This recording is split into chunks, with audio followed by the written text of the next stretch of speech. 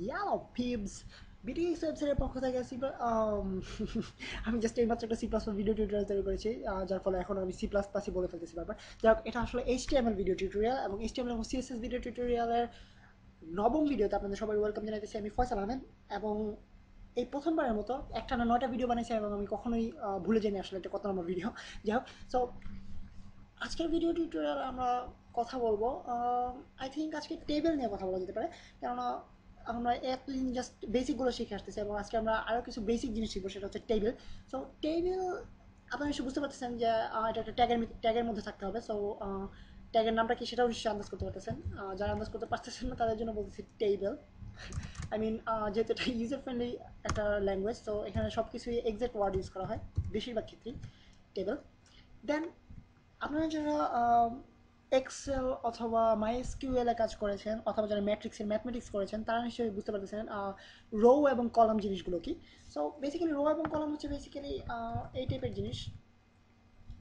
ধরা যাক 1 2 3, দেন 4 5 6।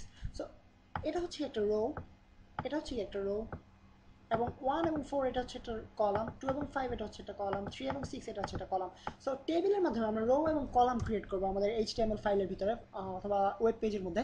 সো দেখা যাক আমরা কীভাবে এটা ক্রিয়েট করি। আপনি নিশ্চয়ই বুঝতে পারতেছেন যে এটা একটা ট্যাগের মধ্যে লিখতে হবে। রোগুলো থাকবে একটা ট্যাগে, কলামগুলো থাকবে একটা ট্যাগে। সো ট্যাগটা কী হবে আপনারা এটাও নিশ্চয় আন্দাজ করতে পারতেছেন, এটা হচ্ছে টেবিল রো।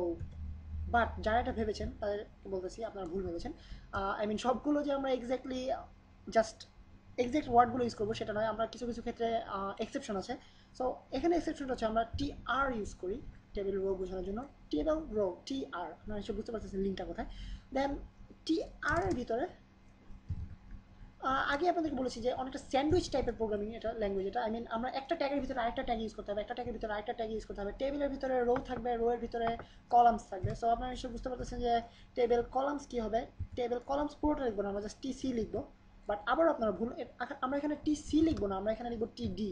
বাট টেবিল কলামকে শর্ট করে কেন টি সি বলা হলো না, এটাকে কেন টিডি বলা হলো সেটা আমি বলতে পারতেছি না। বাট টেবিল টিডি জিনিসটা আসলে বেসিক্যালি টেবিল ডেটা এর শর্ট ফর্ম।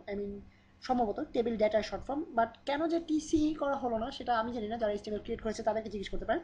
সো এর ভিতরে আমরা টেবিল ডেটাগুলো লিখবো, অর্থাৎ আমরা যে ডেটাগুলো রাখতে চাচ্ছি এখানে।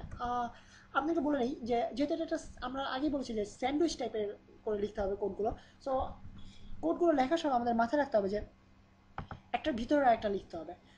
দেন আমরা এটার ভিতরে যে কোনো কিছু ইউজ করতে পারি। টেবিলের ভিতরে আমরা যেমন ইমেজ ইউজ করতে পারি, ঠিক তেমনি টেবিল রোয়ের ভিতরে আমরা ইমেজ ইউজ করতে পারি। টেবিল ডেটার ভিতরে আমরা ইমেজ ইউজ করতে পারি, অথবা আমরা টেবিল রোয়ের ভিতরে লিঙ্ক ইউজ করতে পারি, টেবিল ডেটার ভিতরে লিঙ্ক ইউজ করতে পারি। ঠিক একইভাবে আমরা যে কোনো ট্যাগ অথবা যে কোনো কীভাবে বলা যায় ট্যাগ, বেসিক্যালি যে কোনো ট্যাগ আমরা যে কোনো ট্যাগের ভিতরে ইউজ করতে পারি। বাট কিছু কিছু ক্ষেত্রে আমাদের রেস্ট্রিকশন আছে, অর্থাৎ কিছু কিছু ট্যাগের ভিতরে কাজ করে না, অথবা কিছু কিছু হ্যাঁ বেসিক্যালি এটাই। কিছু কিছু ট্যাগ আছে যেগুলো ভিতরে কাজ করে না, এগুলো এক্সেপশন। বাট বেসিক্যালি মোটামুটি আমরা সব ধরনের ট্যাগের ভিতরে ইউজ করতে পারি। সো এবং আমাদের অবশ্যই মনে রাখতে হবে স্যান্ডউইচ টাইপের ক্রিয়েট করতে হবে, একটার ভিতরে আরেকটা। একটার বাইরে আরেকটা তৈরি করা যাবে না। প্রথমে টি আর লিখে দেন টিডি লিখে দেন টি আর লিখে আবার টিডি লিখতে পারবো না, আমাদেরকে টিডিটা শেষ করতে হবে, অর্থাৎ টিডি এর ক্লোজিং ট্যাগটা আমাদের শেষ করতে হবে, দেন আমাদেরকে টি আর এর ক্লোজিং ট্যাগ দিতে হবে। সো অনেকক্ষণ বলার পরে গলা শুকায় যাচ্ছে। যা হোক, যেখানে ছিলাম সেটা হচ্ছে একটু ঢোক গিলে নিই, দাঁড়ান। শুনতে পাইতেছেন ঢোক গিলতেছি জোরে। আই মিন যাই হোক, আগের জায়গায় ফিরে যাই। সো আমরা অনেকগুলো টেবিল ডেটা, ধরা যাক আমরা 2টা রো ক্রিয়েট করতে চাচ্ছি টেবিলের, অথবা একটা রো এর ভিতরে 3টা কলাম রাখতে চাচ্ছি। সো 3টা কলাম, দেন আমরা আরেকটা রো ক্রিয়েট করবো, টিআর টিআর। সো এই ধরা যাক আমাদের 2টো রো থাকবে, দেন ভিতরে 3টা করে থাকবে কলাম। দেন 3টা কলাম দিই, তাহলে কপি পেস্ট করলাম জাস্ট, যেহেতু আইলশার চূড়ান্ত আমি। দেন আরও একটা রো তৈরি করা যাক 3টা কলাম বিশিষ্ট। সো এখন আমাদের কাজ হচ্ছে আমরা আমাদের কন্টেন্টসগুলো দিব, অর্থাৎ আমরা যেগুলো দিতে চাই। আপনি যে কোনো কিছু লিখতে পারেন, দেখা যাক আমার মাথায় এখন কী ঘুরতেছে। আহ, আকাশ, আকাশের পরে অবশ্যই বাতাস আসবে, এটা নিপাতনের সিদ্ধ টাইপের ব্যাপার। সো নদী, সাহিত্য ভর করছে সম্ভবত মাথায়, রবীন্দ্রনাথের ভূত। যাই হোক, রবীন্দ্রনাথ, গুড সাহিত্য। আর কি আছে মাথায় আমার? ল্যাপটপটা আসলে মাথায় না, ল্যাপটপ আমার সামনে আছে। দেন HTML, দেন টেবল। সো এই জিনিসগুলো বেসিক্যালি আমার মাথায় আছে। আপনাদের মাথায় যার মাথায় যেটা আসবে আশা করি সরাসরি লিখে ফেলবেন, এবং কার মাথায় কী আসছে আমাকে জানাবেন কমেন্টসের মাধ্যমে, অথবা বিডিজি ওয়েবসাইটের কন্ট্যাক্ট পেজ থেকে গিয়ে আমাকে জানাতে পারেন, এবং আপনাদের তৈরিকৃত পেজটা আমাকে সেন্ড করতে পারেন চাইলে। এবং আমি খুবই খুশি হব যদি আপনারা আমাকে পেজটা সেন্ড করেন, এবং আমি দেখতে পাবো আপনারা আসলে কতটুকু আগিয়ে গিয়েছেন আমার এই টিউটোরিয়ালগুলোর মাধ্যমে।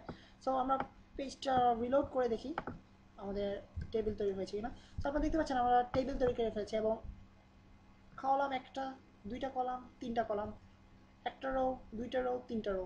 সো আমি যদি মার্ক করে হাইলাইট করি তাহলে আপনারা দেখতে পাবেন আসলে যে বর্ডারগুলো এবং ডিস্টেন্সগুলো।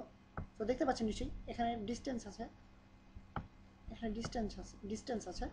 সো এটা হচ্ছে আমাদের বেসিক টেবিল, যেখানে একটা রো, দুইটা রো, তিনটা রো, একটা আই মিন একটা কলাম, দুইটা কলাম, তিনটা কলাম, একটা রো, দুইটা রো, তিনটা রো।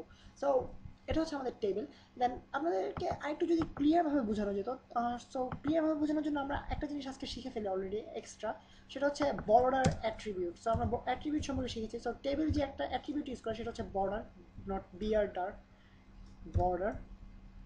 বর্ডার অ্যাট্রিবিউটকে আমরা নাম্বার দিয়ে ডিটারমাইন করে দিই, অর্থাৎ যদি টু আমরা ভ্যালু সিলেক্ট করে দিই, two two two two two two two two two আমরা যদি ভ্যালু সিলেক্ট করে দিই, সেক্ষেত্রে আমরা দেখি কী ঘটে, বর্ডারটা কতটুকু হয়। আপনারা দেখতে পাচ্ছেন যে বর্ডার দেখা যাচ্ছে, আই মিন প্রত্যেকটা রো এবং প্রত্যেকটা কলামের মাঝখানে কিছুটা স্পেস আছে, এবং আমরা একটা ঘর বক্সের মতো দেখতে পাচ্ছি। সো এটা হচ্ছে বেসিক্যালি বর্ডার। আমরা এটাকে চেঞ্জ করে আপনাকে দেখতে পারি আসলে কীভাবে চেঞ্জ হয় ব্যাপারটা। সো দেখতে পাচ্ছেন এটা আরেকটু মোটা হয়ে গেছে সাইডের ব্যাপারটা। সো এটা হচ্ছে বেসিক্যালি বর্ডার এবং আমাদের টেবিল। সো আজকের ভিডিওতে আমরা শিখলাম কীভাবে টেবিল ক্রিয়েট করা হয়, এবং টেবিলের বর্ডার জিনিসটা আসলে কী, এবং টেবিলের রো কী, কলাম কী, অ্যান্ড সেক্ষেত্রে আমরা কী টাইপের এক্সেপশনাল ট্যাক্সগুলো ইউজ করি, টেবিল রো না লিখে টিআর ইউজ করি, টেবিল কলাম না লিখে টিডি ইউজ করি। সো আজকের টিউটোরিয়াল এই পর্যন্তই, এবং কথা বলতে বলতে আমার গলা শুকিয়ে গেছে, অ্যান্ড আমি দেখতে পাইতেছেন সহজেই ডিস্ট্রাক্টেড হয়ে যাচ্ছি, গান গাওয়া শুরু করতেছি। সো আপনাদের কাছে সরি, এবং আশা করি টিউটোরিয়ালটা আপনাদের ভালো লাগবে, এবং আমার গান ভালো না লাগলেও আপনাদের কাছে টিউটোরিয়ালে যে জিনিসগুলো শিখলেন সেগুলো ভালো লাগবে। এবং নেক্সট টিউটোরিয়াল আপনাদের সাথে দেখা হবে। আপাতত আমি সাইন অফ করতেছি, ফয়সাল আহমেদ।